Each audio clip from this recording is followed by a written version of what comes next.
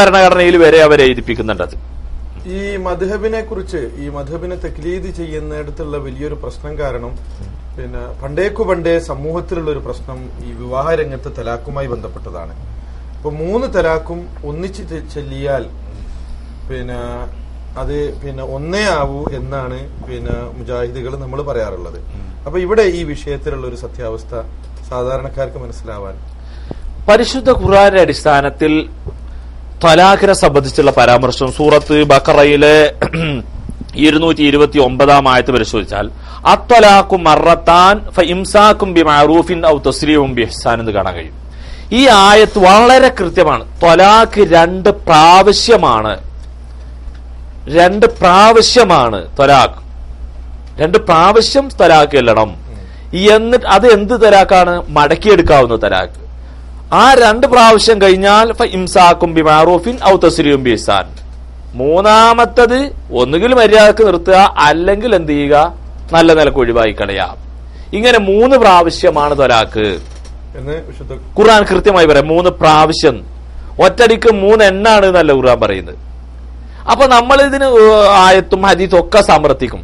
എന്നാൽ ഇതിനൊക്കെ ഇവര് ഗണ്ണിക്കാനും ബഹളം വെക്കാനും ഒക്കെ രംഗത്തുണ്ടാവും. പക്ഷെ വളരെ കൃത്യമായ ഒരു യാഥാർത്ഥ്യം എന്താണെന്ന് വെച്ചാൽ, സമസ്ത കേരള ജമിയത്തുൽ ഉലമയുടെ ജനറൽ സെക്രട്ടറി ആയിരുന്ന ഇ കെ അബൂബക്കർ മുസ്ലിയാർ നല്ല പിടിപാടുള്ള മനുഷ്യനാണ്. അദ്ദേഹം ഈ വിഷയത്തിൽ ഒരു ഫത്വ കൊടുത്തിട്ടുണ്ട്. സമസ്തന്റെ ആളുകൾക്ക് അയാളെ ഫത്വയാണല്ലോ, ശംസുൽ ഉലമന്റെ ഫത്വ ഉണ്ട് എന്നാണല്ലോ അവർ പറയാറുള്ളത്.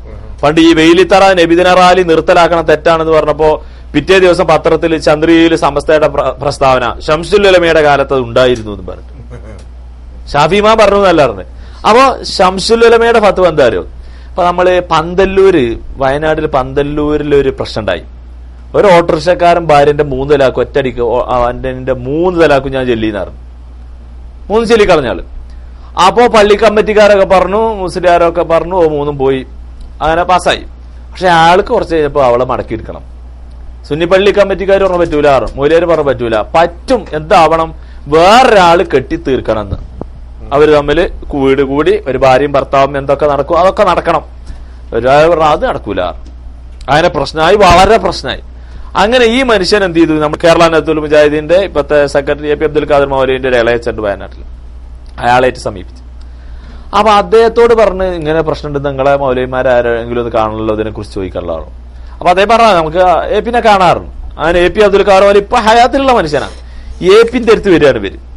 എ പിന്റെ അടുത്ത് വന്നപ്പോ എ പി പറഞ്ഞ് ഇങ്ങനെ ഒറ്റടിക്ക് 3 ചെല്ലി എന്ന് പറഞ്ഞാൽ തലാക്ക് 3 പോകുന്നില്ല, 1 പോകുള്ളൂ. പക്ഷെ ഞാൻ പറഞ്ഞിട്ട് കാര്യമില്ലല്ലോ, ഞാൻ മുജാഹിദാണെന്ന് പറഞ്ഞ തള്ളൂലേ. പക്ഷെ നിങ്ങളൊരു കാര്യം, ഞാൻ നിങ്ങൾക്ക് ആ ഫത്വ കിട്ടാൻ നല്ലൊരാളെ പറഞ്ഞു തരാറുണ്ട്. നിങ്ങൾ ഈ കെ അബൂബക്കർ മുസ്ലിയാരത്ത് പോയിക്കോളി.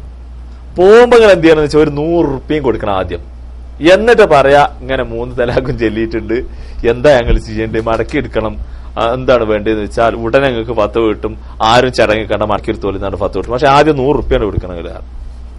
പക്ഷെ ഇവരവിടെ എത്തിയപ്പോഴേക്ക് വണ്ടി ചാർജൊക്കെ ആയിട്ട് 50 റുപ്യ കഴിഞ്ഞാൽ 50 റുപ്യ കൊടുത്ത്. അപ്പോ ഈക്കെ ചോദിക്കുകയാണ് എന്താണ് സംഭവം. ഇక ഭയങ്കര ഒരു പ്രത്യേക ശൈലി സംസാരിക്കും. അവര് ഇങ്ങനെ സംഭവിച്ചു, ആരാ മടക്കിയെടുക്കാൻ പാടില്ല പറഞ്ഞു. ഞങ്ങളുടെ നാട്ടിലെ ഖത്തീബ് പറഞ്ഞു, കമ്മിറ്റി അങ്ങനെ പറഞ്ഞു. ആ ഖത്തീബിനെ കമ്മിറ്റിക്കാരെയൊക്കെ വിളിക്കാറ്. പക്ഷെ വരുമ്പോ ഒരു 2 കിലോ ചായപ്പൊടിയും കൊണ്ടുവരണം കേട്ടോ. അങ്ങനെ അവരെന്ത് ചെയ്ത് വയനാട്ടിൽ ചെന്ന് അങ്ങനെ ഖത്തീബിനെ കമ്മിറ്റിക്കാരെയൊക്കെ വിളിച്ച്. അപ്പൊ ഖത്തീബ് പറഞ്ഞു, ശംസുൽ ഉലമ ഒറ്റടിക്ക് 3 തലാഖും ചെല്ലിക്കണ്, അപ്പൊ പിന്നെ ഞങ്ങൾ 3 പോയി എന്ന് പറഞ്ഞു കൊടുക്കാം. അപ്പൊ ഉടനെ ഈക്കന്റെ മറുപടി, എടാ കിതാബ് ഓർത്തിയിട്ടില്ലെങ്കിൽ പഠിച്ചിട്ടില്ലെങ്കിൽ നന്ദിക്കട വന്നോ, കിതാബ് ഓതി പഠിക്കാറോ, അപ്പൊ അവിടുന്ന് കയറും ജലിതരായി മടക്കിയെടുത്തോട്ടാറ് പോടാറുണ്ട്. ഒറ്റടിക്ക് മൂപ്പരെന്ത് ചെയ്തു? 3 ചെല്ലീന് ഒരു പ്രശ്നമല്ല, മടക്കിയെടുത്തോളിയും, ആരും ഇടയിൽ ചടങ്ങിക്കൊന്നും വേണ്ട, 3 ചെല്ലീന് 1 പോയിട്ടുള്ള പദം ഈക്കാട് കൊടുത്ത് സുഖമായിട്ട് ഒരു തിരിച്ചാട് പോയി. ആ ആളുകളൊന്നും ഹയാത്തിലുണ്ട്, എ പി അബ്ദുൽ ഖാദർ മൗലവി ഹയാത്തിലുണ്ട്. പക്ഷെ ഈക്കനെ സംബന്ധിച്ചിടത്തോളം അയാൾ ദീൻ കച്ചവടം നടത്തുന്ന ആളാണെന്ന് നമുക്ക് വിശ്വസിക്കാൻ പറ്റില്ല. പക്ഷെ അയാൾക്ക് പ്രമാണബദ്ധിതമായ ആശയം ഇതാണെന്ന് അയാൾക്കറിയും. മുജാഹിദുകൾ പറയുന്ന ആശയം പ്രമാണബദ്ധിതമാണെന്ന് അയാൾക്ക് കൃത്യമായിട്ട് അറിയാം. പക്ഷെ ഇത് പറയണമെന്നുണ്ടെങ്കിൽ ഇത് പറഞ്ഞാൽ സമൂഹത്തിൽ നിന്ന് വലിയ പ്രശ്നം ഉണ്ടാവും. ആ പ്രശ്നം ഉണ്ടാകുമ്പോ സഹിക്കാം, എന്തെങ്കിലും അതിനെന്ത് വേണം? ഫീസ് വേണം. ആ ഫീസ് അയാൾ ഈടാക്കി. അതുപോലെ ഉദരംപൊയില്, ഇപ്പോ കാലാവിനടുത്ത് മലപ്പുറം ജില്ലയിൽ ഉദരംപൊയിൽ ഇങ്ങനെ പ്രശ്നം ഉണ്ടായി. ഈക്ക ഫത്വ കൊടുത്തു, 3 ചെല്ല 1 പോയിട്ടുള്ളൂ എന്ന് പറഞ്ഞിട്ട് 10 കൊടുത്ത് മടക്കിയെടുക്കാൻ പറഞ്ഞു.